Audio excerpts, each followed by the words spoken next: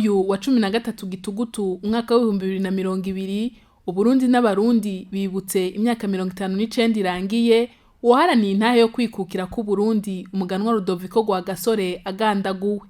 Ibirori byo kwibuka uwo yaharaniye intahe yo kwikukira byatangujwe n'inkuka ya misa yahererejwe ku isengero Katolika yitiriwe Michel Mweranda, aho abanyecubahiro bose bari baje mw'iyo nkuka ya misa gusabira incungu y'ukwikukira ku Burundi umuganwa Rudoviko Rwagasore.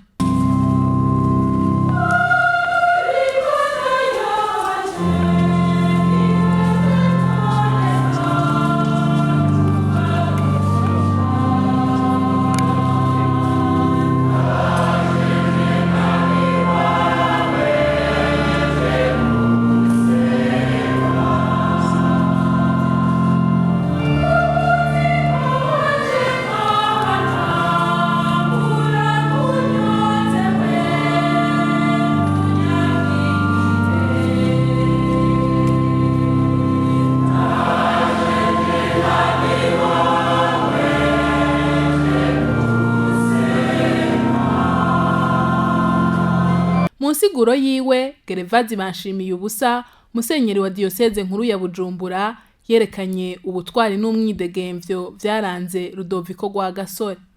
Kuri uyu munsi twibuke igihe incungu yo kwikukira kw'igihugu cacu yagandagurwa haciye imyaka 59. Hari ikintu kidasanzwe mbona cerekana umwidegemvyo uyu muganwa Rudoviko Rwagasore nawe nyene yerekanye ku rugero rwiwe.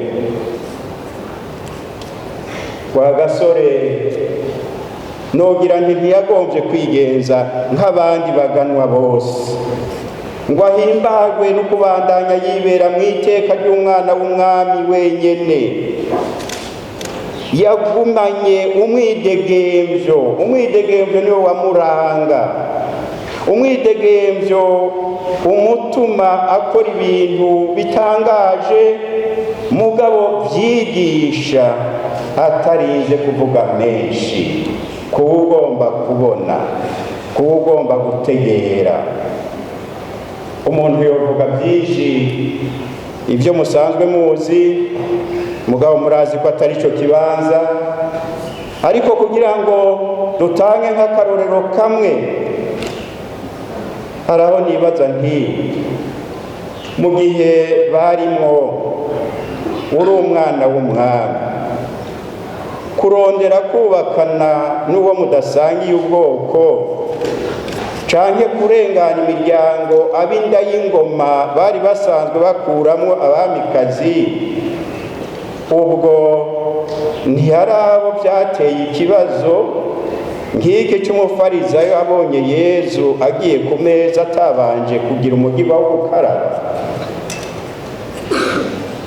Rwagasore yarabigize mu mwidegemvyo azi cakora nkako nyene ubumwe n'ubutwari byari mu nkingi umugambwe wiwe wari ushingiyeko. Yarabona ko bidahagije kuja kubiririmba gusa mu majambo, avyerekanira mu kimenyetso gihambaye cyo gusangira ibanga n'uwo badasangiye ubwoko. Utari umuntu w'intwari ni bake bovyubahuka. Bakunzi b'Imana, nibukije ico kimwe gusa ntumbereye kwerekana ubushingantahe n'ubutwari bwa Rwagasore. Yagumanye umwidegemvyo wamutuma adashira imbere inyungu ziwe kandi atamagomba gukora ivyo bose bakora ngo nuko babikora. Uko niko yashoboye kuducira intahe yo kwikukira afatanije n'abandi barundi benshi b'intwari bari basangiye urugamba. Rwagasore nta numwe yakumira mu rugamba rwa politike kuko yarazi ko igihugu kizokira ari uko bose bafashanije urugamba bakumva ko ari abarundi kandi ko igihugu cabo casubiye kwitwa Uburundi aho kuguma citwa Congo Belge Rwanda Burundi. nimuze tuje hamwe, niko yagize, nimuze tuje hamwe dusubire iteka igihugu cacu, tubanje no kugisubiza izina, tureke kuguma twitwa Kongo Belge Rwanda Burundi, tubu Burundi. Yarabishitse ko naho watabibonye, abo yabicira ni twebwe nyene twarabibonye. Kuri uyu munsi rero twaje kwibuka incungu y'u Burundi yagandaguwe, tubandanye tumusabira ubuzima buhoraho yemera mu Mana, dusabire abo bose bamwiyumvamwo babandanye bamwiyumvamwo, ngo babandanye bahabwa icubahiro n'iteka bibakwiye. Dusabire na cane cane igihugu cacu kubandanya kironka intwari nk'izo, kugira ngo uko Pawulo mweranda mwumvise yabihanuye Abagalati abikuye ku zindi mvo, natwe ntidusubire kugwa mu buja, ahubwo tubungabunge kandi duteze imbere intahe yo kwikukira uwo muganwa Rudoviko Rwagasore yapfuye azira. Amen. Inyuma y'inkuka ya misa, ibirori vyaciye bibandaniriza ku ntatemwa y'umuganwa Rudoviko Rwagasore, ahavugiwe ivyaranze ubuzima bwiwe, hama hakurikira umugigo wo gushira ingori z'amashurwe ku ntatemwa yiwe. Hatanguye umukuru w'igihugu c'u Burundi Evariste Ndayishimiye n'umutambukanyi wiwe,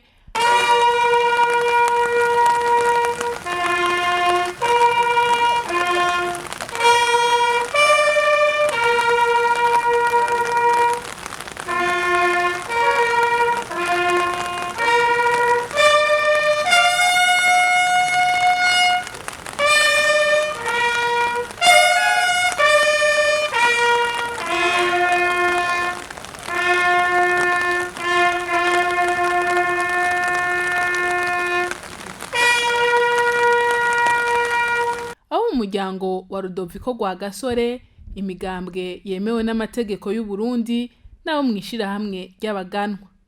Ivyo birori vyarangijwe no kumviriza ijambo umuganwa Rudoviko Rwagasore yavuze igihe umugambwe wiwe Iprona waruhejeje gutsinda amatora y'abashinga amateka hari mu mwaka w'igihumbi kimwe amajana 1961.